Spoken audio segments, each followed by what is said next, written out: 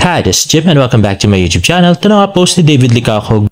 At ito, IG story ni Sir Nathan Perolino. Hindi ko alam kung saan to guys. Help me on this one.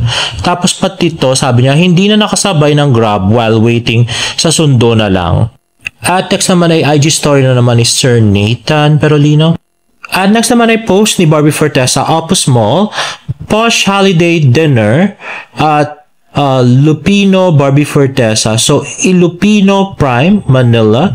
Ayan nga si Miss Barbie Fortesa. At next ay post ni Johnny Beriani. Sobrang uplifting ang aura at energy ni Barbie Fortesa. Kapag sila magka-tandem ni Kuya Alden, hindi magiging boring. Hindi tatahimik ang set. Abangan ang huling 2 linggo ng pulang araw sa GMA Prime. Let's watch this. Wow. Paano mo i-describe si Barbie gamit ang isang salita? And why? Sunshine. Sunshine? Why? Meron kasi siyang aura na pag pumunta po siya ng set, yung talagang mapapatitigas sa kanya. Hindi lang yung aura niya, yung energy niya, so super uplifting niya, yung energy niya. I love working with Ate Barbie. Pero ayun nga, sadly, ontiling scenes namin nakasama siya, pero pag silang magka-tandem ni Kuya Alden, hindi tatahimik yung set. Hindi tatahimik, hindi kayo magiging quiet, hindi magiging boring kasi lagi sila nagpapatawa all the time. Yung tipong parang 1 AM na or 2 AM na, tapos lahat ng nasa paligid mo lobat na, pero nandiyan sila para lift up talaga lahat po. So ayun siguro yung mga napulot ko din sa kanila na kahit anong oras mo siya hugutin, talagang makikita yung energy niya. Pag work siya talaga, super hinahangaan ko. Ate Barbie, ko nakikinig ka ngayon, super ina-bless kita. Sana magka-work ulit tayo soon at more scenes with you soon. At David Licauco, paano mo i-describe gamit ang isang salita itong si David? Hiroshi. Siguro Tagalog na salita ang tahimik. Tahimik siya in a sense siguro dahil usually naman nagkakasama po kami sa taping, usually work. So siguro dahil since Japanese yung character niya at nagsasalita siya ng Japanese, ng Nihongo, so feeling ko nahirapan siya doon sa aspect na yun. So talagang focus siya doon, tahimik lang siya pag nasa tent kami. Minsan po kasi magkasama kami sa tent kami magka-tent, re-review ng script or ng lines, especially pag Japanese, ayun. So tahimik lang siya, even sa set. So talagang nagpo-focus siya. In a good way naman. Yeah, kasi in a good way naman po siya. Pero pag mga break time, ganyan, pag mga lunch break, dinner break, nakikihalubili naman po siya sa amin. Right. Pero I wanna see this ha. Nakita ko kasi or nasubaybayan ko yung trajectory din ng career nitong si David ha. Itong pulang araw yung best performance niya. I think masasabi ko yon sa aking sariling perspective bilang viewer. Masasabi kong dito yung best performance ni David na nakita ko. Ayun pala. So, si Barbie pala tsaka si Alden talaga yung energy of the group. Yung mga jokers of the group, no? Grabe. Pero mas gusto ko kasama ni Barbie si David lang, hindi si Alden. Kay Catherine na yun, charat. At yun pala, si David pala ay tahimik pa rin, no? Hindi pa rin siya yung talaga, extrovert, introvert pa rin talaga siya. At next naman ay post ni Richard Gonzalez at SMX Convention Center, Manila. So, SMNCR Year-End Party and Celebration. Ang special guest si David Licauco. Mas maganda sana kung silang dalawa ni Barbie, no? Nakakakilig. Charot lang. Let's watch this.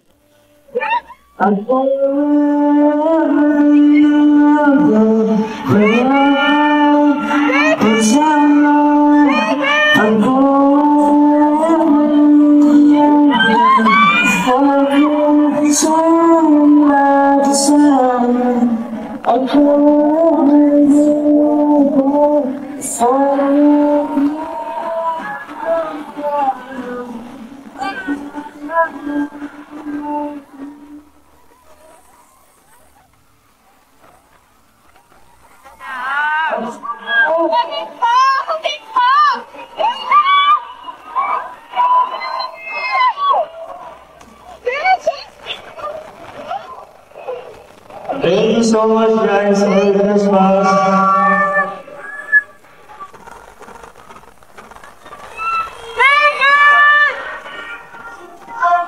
Once again, ang pambansang Ginoo, parang nag-bundle lang. David Licauco. How are you, bro? I'm good to see you. I am good to see you.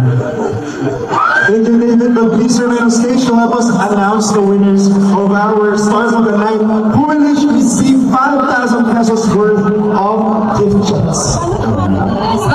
that, syempre tawagin na natin ang Wow, in fairness si David, hindi ko man alam na ano pala siya, kasama pala siya doon sa party na yun. Pero, todo kahit talaga si David ngayong holiday season, binawi yung pan-13 month ng mga empleyados. Iyan na nga, dapat samantalahin ni Barbie at ni David. Habang sikat na sikat pa sila, kunin na nila lahat ng endorsement at mall tours na mangyayari. Wala nang tatanggi. No, Barbie Fortesa, hindi ka dapat tumatanggi. Lalos na yung mga love team endorsement. Hindi ka tulad dati, tatanggi-tanggi ka pa dahil kay Jack. Hindi siya worth it. Charot.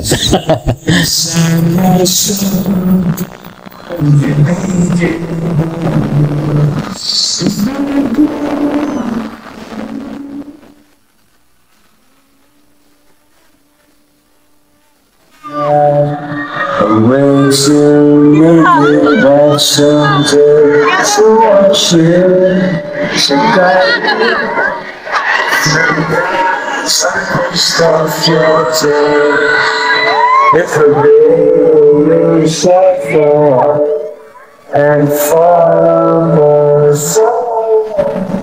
then it won't be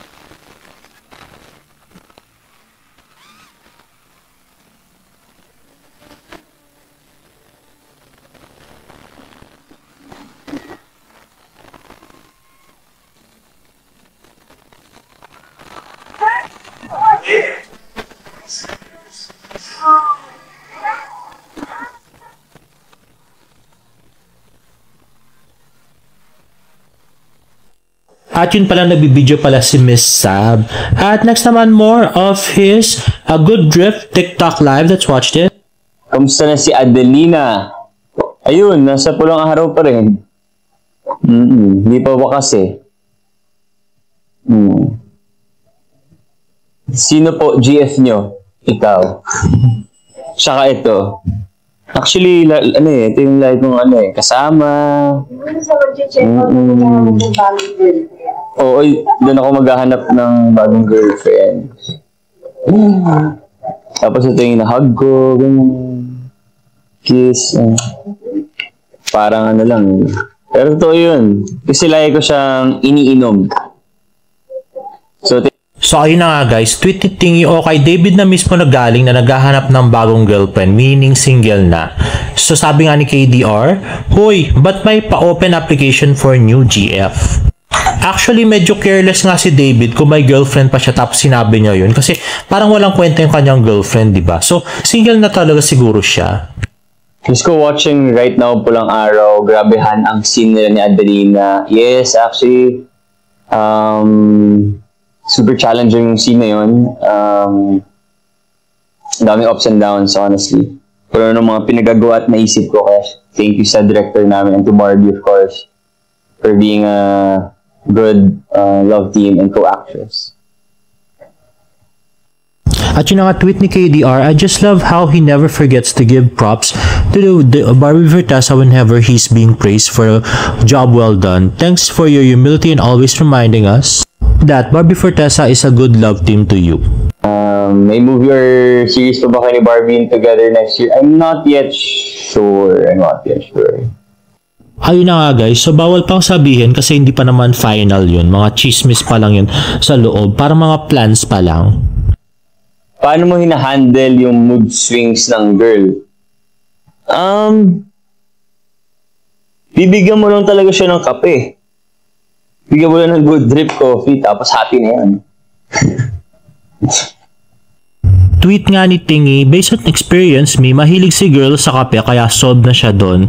Tweet ni KDR, di mo ako madadaan sa coffee lang, David Licauco. Hindi applicable sa mood swings ko itong strategy mo. Baka iba ang target mo. Oo nga no, si Barbie Fortesa yung mahilig sa kape. Ba't siya yung kailangan i-please ni David sa mood swings? Kung siya sungot kasi, parang ang gusto nun ay pagkain at saka alak din. Lasing ka kasi. So si Barbie pa rin nasa isip niya, ganun. Charot. At next ay post nga ni Alden Richards, see you, Christmas first ever bazaar. Join us in spreading joy and hope to the AR Foundation Scholars, December 20, Friday, 2024. Barbie Fortesa Actually, I think dapat ganun ang ginawa nila sa mga damit ni Barbie. Kahit sanay sa Noel Christmas bazaar lang or something. Kasi yung parang ginawa lang nilang simpleng live selling. Hindi nakaka-artista yung ginawa ni Jan at saka ni Barbie. Ang dami niya pala dyan. At next naman ay ang cute ni David dito, di ba? Di ba? Ito na nga yung TikTok live ni David Licauco for Baggin. Let's watch this. Bye, Baggin! So ayun na nga, napaka-cute na si David. Na mas maganda sana kasi sila ni Barbie nag-selling dyan. Wishful thinking na naman ako. Well, anyway, kasi nakakamiss yung harutan nila pagka TikTok live. Oy, ang mura! Ang mura kasi may voucher, everyone! 639 na lang. 639. 639 na lang. Last 3 minutes para makatag-shoutout, pamimigay kami ng paano di ka pamigay. Pamigay na ba tayo mamaya ng shoutout na kayo? Kaya buy more tayo, more Yes. Okay. May nagtatanong when do yung next autograph or natin? Next na. Okay, standby. After na to. Okay, ladies, ulit check out tayo for the black and also red. Pero yes, pareha talagang maganda. Eto, office bag. Ayan, college. At yun na nga guys, so mag-upload ako ng mas mahabang video nung TikTok live ni David Licauco. At ano tayong blind item guys. So ito nga yung blind item natin, merong isang actress na naka one night stand niya raw yung isa niyang co-actor. Okay, so after niya maka one night stand yung isa niyang co-actor, tapos ang nangyari daw guys, nalaman daw nung asawa nung co-actor, grabe. Sakto pa mo meron silang bata, baby pa lang, parang ewan ko kung 1 year old or less than 1 year old yung bata. Tapos nung nalaman nga daw, hanggang sa naghiwalay na yung yung mag-asawa, grabe, homewrecker pala to is si actress. Tapos ang nakakapagtaka dito kay co-actor, after niyang makipaghiwalay dun sa wife niya, hindi niya naman sineryoso to si actress. Hindi na sila nagkabalikan. Parang pang one night stand lang niya talaga si actress. So sino nga tong si actress at saka si actor? Unfortunately, ayoko magbigay ng clue kasi medyo sensitive to. Kaliwaan to eh. So bahala na kayo guys kung mahulaan nyo kung sino tong si actor, co-actor at saka si actress. Anyway guys, if you like this video, please give it a thumbs up and please subscribe to my YouTube channel for more updates. See you on my next vlog. Bye!